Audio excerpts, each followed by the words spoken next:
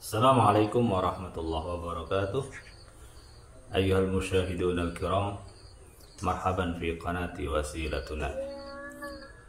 Hamzah itu dalam penggunaannya ada dua. Yang pertama adalah hamzah ada kalanya sebagai huruf nida. Huruf digunakan untuk memanggil, lil qarib, memanggil yang dekat. Adapun untuk membuat jumlah dari huruf nida ini adalah diletakkan sebelum munada atau sebelum isim. Contohnya begini: Ali, ta'al, hei Ali, sini. Mahmud, aqbil, hei Mahmud, menghadaplah. Susanto, tafadhal, hei Susanto, silakan.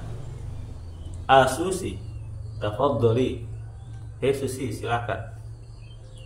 Masrura, idhabi, hei Masrura, pergilah. Zainab, ta'ali, hei Zainab, kemari.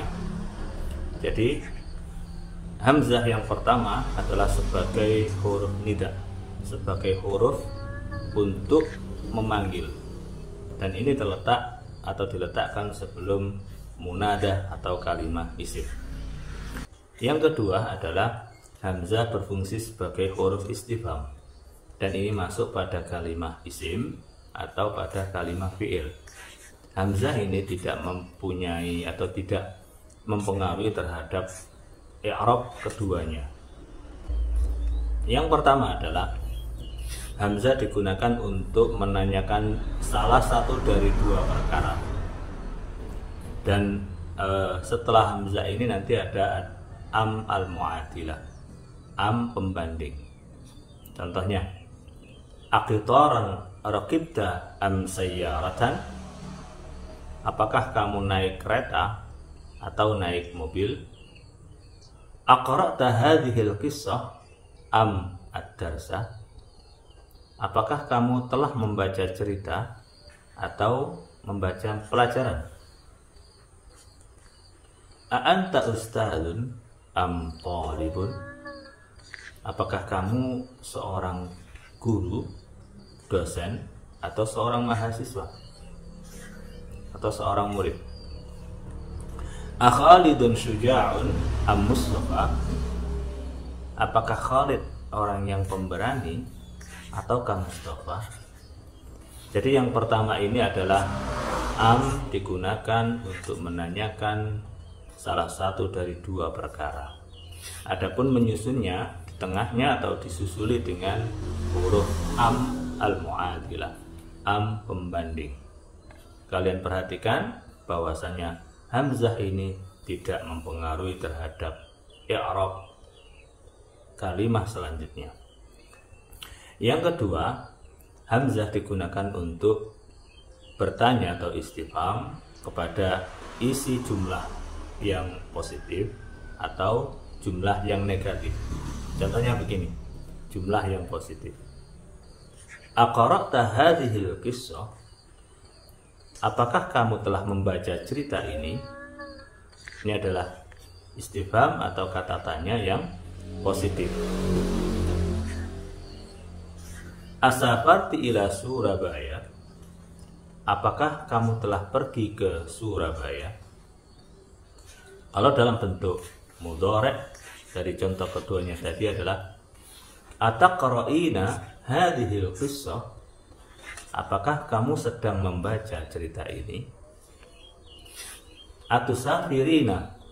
Atusafirina ila Surabaya, apakah kamu sedang pergi ke Surabaya? Contoh yang lain, akalta ruzza, apakah kamu telah makan nasi? Di sini ada akalta karena ada dua hamzah yang bersandingan sehingga dia dibaca panjang. Penjelasannya adalah tentang kaidah ilal. Dalam bentuk mudhari', atakulur ruzza, apakah kamu sedang makan nasi? Baik, contoh-contoh yang tadi adalah penggunaan hamzah untuk istifham atau untuk bertanya, pertanyaan yang positif. Sekarang pertanyaan yang negatif. Alam taro akhi, apakah kamu tidak melihat saudaraku? Alam taro ukhti, apakah kamu tidak melihat saudariku? Alam yusafir sadiquka, apakah saudaramu tidak pergi? Apakah saudaramu tidak pergi? Alam yusafir sadiquka. Kalau dalam Al-Quran ada alam taro kaifa fa'ala rabbuka bi ashabil fil. Ini adalah bentuk istifham yang menggunakan huruf hamzah dan menanyakan tentang al-jumlah al-manfiyah, jumlah yang negatif. Jadi kita ulangi lagi bahwasanya fungsi dari huruf hamzah atau hamzah itu ada kalanya disebut dengan harfun nida, huruf untuk memanggil, lil qarib ya, memanggil yang dekat. Kemudian ada yang kedua sebagai huruf istifham, sebagai huruf tanya. Jadi ada dua. Yang pertama adalah menanyakan sesuatu, menanyakan salah satu dari dua perkara. Yang kedua adalah menanyakan tentang jumlah yang positif atau jumlah yang negatif. Lalu apa beda hamzah istifham dengan hal? Kata tanya itu hal.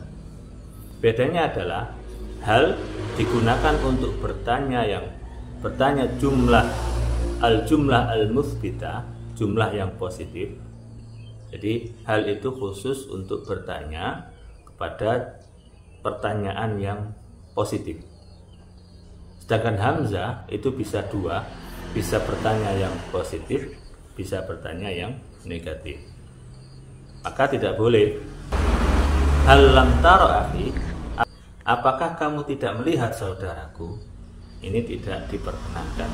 Jadi yang bisa untuk bertanya dengan jumlah yang negatif adalah menggunakan hamzah.